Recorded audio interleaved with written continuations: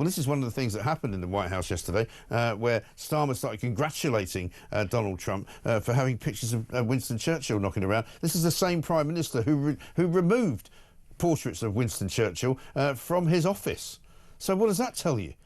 You know, he's pretending to be somebody he's not. I don't think that's a good thing for this country. I don't think it's a good thing for our image. I don't think it's a good thing for the Prime Minister to be a duplicitous, completely and utterly hypocritical liar. How is that good in any way, shape or form? And coming out with that letter going to Donald Trump, oh, and I've got this letter here from the King. Would you like to come and sleep at Balmoral? Because that'll be really great, and that'll mean that we're really good friends and we can all have a sleepover together. I mean, do me a small favour. James Heal is here, political correspondent of The Spectator. I'm hoping, James, that you saw through this ghastly, complete and utter you know, vomit fest with Keir Starmer and Donald Trump. Papers have been quite nice to both of them this morning, but I think they're getting it wrong. The people of this country saw through all of it. Well, I mean, I think it was a good day for Keir Starmer, actually. I think, you know, it was, in some ways, as you say, Mike, we who know about his actions at home can contrast that with how he was presented abroad. It was politics 101. It was, you know, masterfully done. You know, for instance, you know, when he was talking about, oh, it's great to see the bust of Winston Churchill back. Like you say, I mean, this, of course, is the man who removed the portrait from Margaret Thatcher from his own office. Well, he removed the one of Churchill as well. I mean, he said he didn't like looking at portraits because he didn't like the way their eyes followed him around the room. I mean, the bloke is a compulsive liar. I think that he will be, he and his team will be happy today that he seems to have, you know, what's that line about patriotism is lying for your country, or diplomacy? I think, you know, they will be happy to have got away with the visit going off quite smoothly. Donald Trump didn't sort of embarrass them by giving them a small chair or something like that, as there's some talk about Macron earlier this week. And I think that, you know, it does show that despite everything I said about Donald Trump, he does tend to like people. It was a much warmer encounter than but you know, again, I've been saying this for weeks. You know, I know what Donald Trump is like. Not all everyone has. Know, but a lot of people are going, oh, you know, Starmer's going to be humiliated. They're sort of talking it down as if, you know, now Starmer's had some great, you know, a great day out because he wasn't humiliated. I mean, is that really the level of our Prime Minister now, that he's had a good day because he wasn't made fun of? Well, maybe that is the level with Keir Starmer. Look, I think that these encounters are fraught with difficulty, and all I'd say is that, you know, a cautious thumbs up to the Chagos deal, the fact that Trump didn't criticise them over the EU, the fact that, yes, there was that encounter as you're showing on the screen there with JD Vance, but all in all, this was a pretty good day at the office for Keir Starmer. And look, he may change his mind by tomorrow, Donald Trump. There may be other future encounters, but overall, I think that they will be happy with how this visit went, given how important the meeting was and all the high stakes. Yeah, no, I'm sure that Labour will be happy with it, but unfortunately, you know, they also represent the nation, they represent the people, and I think this is what's wrong with politics in this country, is that politicians think that once they get in and once they get the power, it's all about whether they can stay there and whether they can impress each other and get patted on the back. I mean, the touching that was going on, you know, the sort of the fawning, it was just, you know, incredibly cringe-worthy, it seems to me. And also, I mean, we've got plenty of evidence, and we'll play the clips possibly later, of him saying he hates Donald Trump. He thinks Donald Trump's dangerous. He thinks Donald Trump should not be welcome into Britain. You know, he actually said yesterday, oh, the last time you came, it was a great success. You know, people on his front bench were campaigning against him even coming to Britain, you know, and David Lammy was sitting there in the same bloody room. Well, he was the one who said he'd chained himself to Downing Street and came to Britain. And, yeah, he was the one who sat there on the sofa with him. Yeah.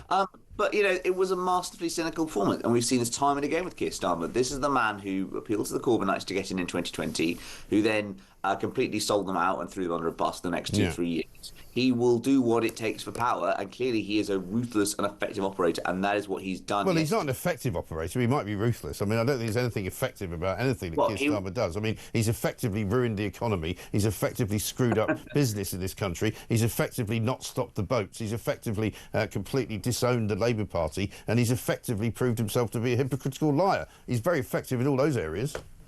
Well, he was effective today in appealing to Trump. He played him very well. He was sort of presenting the letter from the King there. That's something the King, Donald Trump does like, the connection with the royals. He does, but it was a bit embarrassing, wasn't it? I mean, I think that I think that's you have to do that with Donald Trump, unfortunately, and I don't think there's any difference between Nigel Farage and Boris Johnson going up there and slapping on the back and saying how wonderful he is. So I'm going to try and be a bit consistent on that and just say, look, he had to do it. Obviously, I would love the fact if he'd gone out there and done a more staunch defence of Canada, because obviously Donald Trump's been threatening Canada. We share a shared king. But that's politics, unfortunately, and I just hope that he is able to extract something, and that all that sort of effort that went into it will lead to some sort of leverage or deal or something. Yeah. Listen, James, I know that you're a very fair-minded man, and you're far more fair-minded than I am, so I'm not going to criticise you at all, but I'm going to show you Starmer presenting the letter to you, and I'm going to challenge you to tell me that you think this was a good moment. Go on. It is my pleasure to bring from His Majesty the King a letter. He sends his best wishes and his regards, of course, but he also asked me to bear this letter and bring it to you. So can I present the letter from the King to you? Thank you very much. Am I supposed to read it right now? Yeah, please do. I will do. I've got to tell him what your reaction is, so I need to know. I need to know. He is a great gentleman. A great, great gentleman.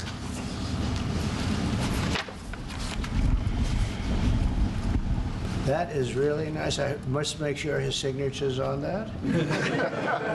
Otherwise, it's not quite as meaningful. It is, and that's quite a signature, isn't it? Beautiful. He's a beautiful man, a wonderful man, and we appreciate it. I've known him, gotten to know him very well, actually. First term and now second term. Perhaps you'd like to say what that very important paragraph... Yes, so this is a letter from His Majesty the King. It's an invitation for a second state visit. This is really special. This has never happened before. This is unprecedented. And I think that just symbolises the strength of the relationship between us. So this is a very special letter. I think the last state visit was a tremendous success. It was. His Majesty the King wants to make this even better than that. So this is truly historic, an unprecedented second state visit, and he wants to talk that through with you. And that says at Windsor. That's really something. Yeah, I mean, I think it's the touching that does it for me, I'm afraid. Yeah. It's because he's obviously been told, look, Macron did it, so you can do it. But Macron did it with a bit of panache because he's French, you know. And Starmer kind of reaching out and touching you with the dead hand of, you know, the Labour Party and socialism and kind of, you know, and knowing that he said many, many times, I'm anti-Trump, you know, I don't want to have Trump in the White House, he's a dangerous man, blah, blah, blah. I can't, I find it really hard to watch and without, you know, wanting to heave. Sorry. No, still no. I do think also that Keir Starmer, just what we know of him, Mike, is just, you know, a man, an English man in his early 60s, clearly very awkward, and we see him sort of tight and wound up, and clearly having to reach out and touch Donald Trump. It's just the body language. I agree about that. But look, you have to play the man.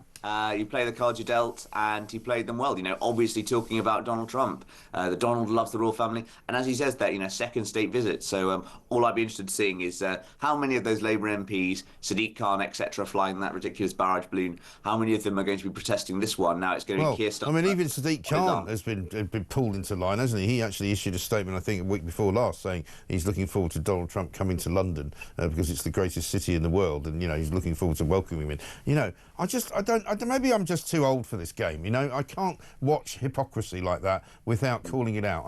I can't accept it. I think it's embarrassing, and I think to use the king as some kind of pawn in a game of popularity is kind of demeaning, isn't it? I think that, you know, it depends on if you're taking it from a political point of view or an HM government point of view. It's obviously in the UK government. I'm taking it from a British point of view. I just think it looks cheap and it looks awful.